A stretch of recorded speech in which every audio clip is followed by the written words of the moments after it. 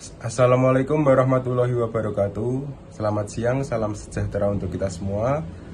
Terima kasih kepada rekan-rekan beserta Bapak Winarno selaku dosen dari mata kuliah Teori Pembelajaran PKN karena telah memberikan waktunya bagi kelompok kami untuk melakukan presentasi.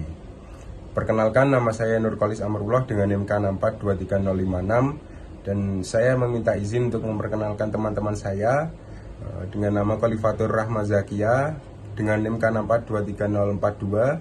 Kemudian ada Latifah Nur Rohmah dengan NIM K6423043. Kemudian ada Marfuah Bintang Haryanto dengan NIM K6423045. Kemudian ada Resita Niswatul Mut'amaniyah dengan NIM K6423059. Berikut presentasi yang akan kami sampaikan dari kelompok 11 kelas C.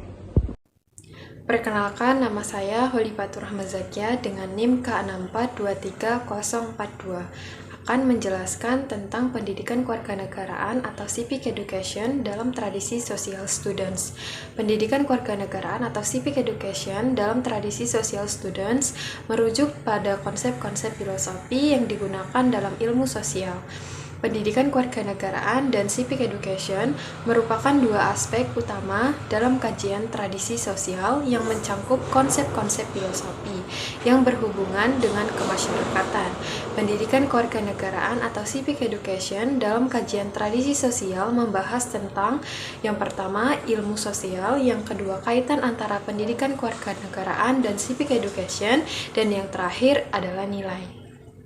Secara metodologis, pendidikan kewarganegaraan sebagai suatu ilmu merupakan pengembangan salah satu dari 5 tradisi social students, yakni tradisi kewarganegaraan. Saat ini, tradisi itu sudah berkembang pesat menjadi suatu struktur keilmuan yang dikenal sebagai citizenship education, yang memiliki paradigma sistemik di dalamnya. Terdapat 3 domain, yakni domain akademis, domain kulikuler, dan domain sosial. Pertama, kompetensi pendidikan kewarganegaraan atau civic education. Kompetensi pendidikan kewarganegaraan dibagi menjadi 4 bagian. Yang pertama, yaitu pengetahuan knowledge. Yang kedua, kemampuan civic skill. Yang ketiga, yaitu sikap dan nilai atau attitude and value. Dan yang keempat, tindakan warga negara atau action citizen. Yang pertama, pengetahuan knowledge.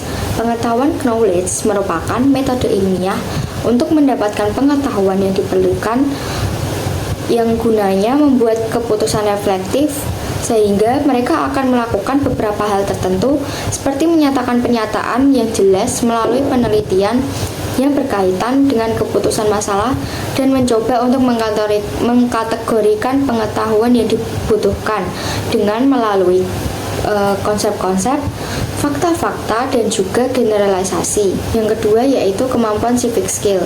Kemampuan civic skill merupakan keterampilan yang dibangun dari berpikir kritis, konsisten, dan konsekuen yang dapat bermanfaat dalam membangun diri untuk menghadapi masalah kehidupan berbangsa dan bernegara. Keterampilan mencakup 4 kategori kemampuan. Yang pertama yaitu kemampuan berpikir atau thinking skills. Yang kedua, kemampuan untuk memperoleh sosial atau social science inquiry skills. Yang ketiga, kemampuan akademik atau academic or study skills. Yang keempat, kemampuan grup atau skills group. Yang ketiga yaitu sikap dan nilai atau attitude and value.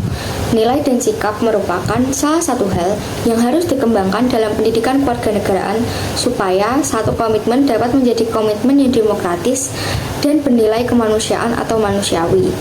Nilai-nilai yang tercakup yaitu nilai ketuhanan, nilai perwujudan diri, sikap dan nilai kebudayaan, sikap dan nilai kebersamaan, dan sikap dan nilai kesetaraan. Yang keempat yaitu tindakan warga negara atau action citizen. Salah satu contoh tindakan warga negara Indonesia dalam pembelajaran pendidikan kewarganegaraan yaitu memberikan arahan dalam proses pembelajaran ilmu sosial. Contohnya pada kurikulum pembelajaran sosial dapat memberikan kesempatan siswa dalam beberapa hal, yaitu yang pertama, memberi siswa kesempatan untuk berpartisipasi dalam sebuah proyek. Yang kedua, kesempatan yang dapat meningkatkan aktivitas yang dapat mengembangkan diri dan juga mengajarkan kemampuan yang bermanfaat. Yang ketiga, pengertian ontologi, epistemologi, dan aksiologi pendidikan kewarganegaraan. Yang pertama, ontologi. Ontologi berasal dari bahasa Yunani, ontos dan logos. Ontos berarti yang ada dan logos artinya pengetahuan. Sehingga pengertian dari ontologi yaitu suatu ilmu yang dilakukan untuk mengkaji dan menganalisis pengetahuan itu sendiri.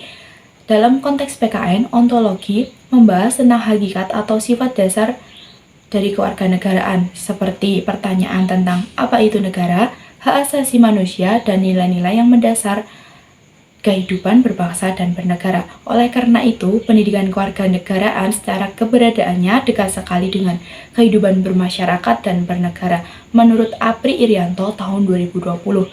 Dan yang kedua adalah epistemologi. Epistemologi berasal dari kata Yunani epistem, bermakna pengetahuan, dan logos bermakna ilmu. Oleh karena itu, epistemologi adalah disiplin ilmu yang melakukan penelitian mendalam tentang masalah-masalah yang berkaitan dengan pengetahuan. Sehingga pada pendidikan kewarganegaraan, epistemologi membantu memahami bagaimana pengetahuan tentang kewarganegaraan itu timbul, diproduksi, disebarkan, dan dinilai kebenarannya. Dan yang terakhir, aksiologi berasal dari kata Yunani action yang maknanya dasar dan logos artinya pengetahuan, di mana aksiologi ini merupakan studi tentang nilai, bertujuan untuk mengkaji dan mengaplikasikan semua dasar kehidupan manusia dan menanamkan pada individu seseorang. Dalam konteks PKN, aksiologi membahas tentang nilai-nilai yang mendasari kehidupan berbangsa dan bernegara, seperti keadilan, demokrasi, toleransi, dan kemanusiaan. 4. Pendidikan kewarganegaraan sebagai sistem pengetahuan terpadu atau terintegrasi memiliki beberapa makna. Pertama, pendekatan multidisiplin. Gabungan komponen menjadi satu kesatuan. Konsep ini menekankan bahwa PKN tidak berdiri sendiri. PKN menggabungkan berbagai disiplin ilmu lain seperti sejarah, hukum, politik, sosiologi, dan filsafat. Integrasi ini memungkinkan pemahaman yang lebih utuh dan menyeluruh tentang berbagai aspek kehidupan berbangsa dan bernegara. 2. Fokus pada keterampilan berpikir kritis. PKN tidak hanya fokus pada transfer pengetahuan, tapi juga pada pengembangan keterampilan berpikir kritis. Siswa didorong untuk menganalisis isu-isu kewarganegaraan dengan berbagai perspektif dan menghasilkan solusi yang terintegrasi. 3. Pengembangan nilai dan sikap. PKN bertujuan untuk menanamkan nilai-nilai Pancasila dan karakter positif seperti demokrasi, toleransi, dan tanggung jawab. Nilai-nilai ini menjadi landasan bagi siswa untuk bertindak sebagai warga negara yang aktif dan bertanggung jawab. 4. Relevansi dengan kehidupan aktual. PKN mengikuti perkembangan zaman dan isu-isu terkini. Materi pembelajaran PKN diintegrasikan dengan berbagai permasalahan yang dihadapi masyarakat seperti korupsi, radikalisme, dan globalisasi. 5. Pendekatan kontekstual. Pembelajaran PKN dirancang dengan mempertimbangkan konteks lokal dan nasional. Siswa didorong untuk memahami dan menyelesaikan masalah kewarganegaraan dalam konteks mereka sendiri. Terakhir, integrasi dengan kurikulum. Disiplin ilmu yang terintegrasi dalam PKN saling berhubungan dan mempengaruhi satu sama lain. Misalnya, pelajari sejarah perjuangan bangsa dari IPS dapat menumbuhkan rasa cinta tanah air, nilai Pancasila. Begitu pula sebaliknya, hal ini memungkinkan siswa untuk melihat keterkaitan antara berbagai aspek kehidupan dan mengembangkan pemahaman yang lebih komprehensif tentang kewarganegaraan. Contoh integrasi PKN dengan disiplin ilmu lain seperti sejarah, mempelajari sejarah perjuangan bangsa untuk menumbuhkan rasa cinta tanah air dan nasionalisme. 2. Hukum, memahami hak dan kewajiban warga negara sebagai landasan untuk bertindak sesuai hukum. 3. Politik, mempelajari sistem politik dan demokrasi untuk mendorong partisipasi aktif dalam kehidupan politik. 4. Sosiologi, memahami struktur sosial dan budaya masyarakat untuk membangun toleransi dan kerjasama. Terakhir, filsafat, mempelajari nilai-nilai moral dan etika untuk menjadi warga negara yang bertanggung jawab. Kesimpulan yang dapat diambil adalah, dengan pendekatan terintegrasi, PKN dapat membantu siswa untuk menjadi warga negara yang cerdas, kritis, dan partisipatif dalam membangun bangsa dan negara. Terintegrasi dalam PKN berarti PKN tidak mengajarkan pengetahuan secara terpisah-pisah, melainkan sebagai satu kesatuan yang utuh dan saling berkaitan satu sama lain. Tujuannya agar siswa memiliki pemahaman yang lebih luas dan mendalam tentang kehidupan berbangsa dan bernegara, serta keahlian untuk menjadi warga negara yang aktif dan bertanggung jawab. Itu tadi adalah presentasi dari kelompok kami, dan kami ucapkan maaf yang sebesar-besarnya apabila ada salah kata maupun hal-hal yang tidak mengenakan. Wassalamualaikum warahmatullahi wabarakatuh.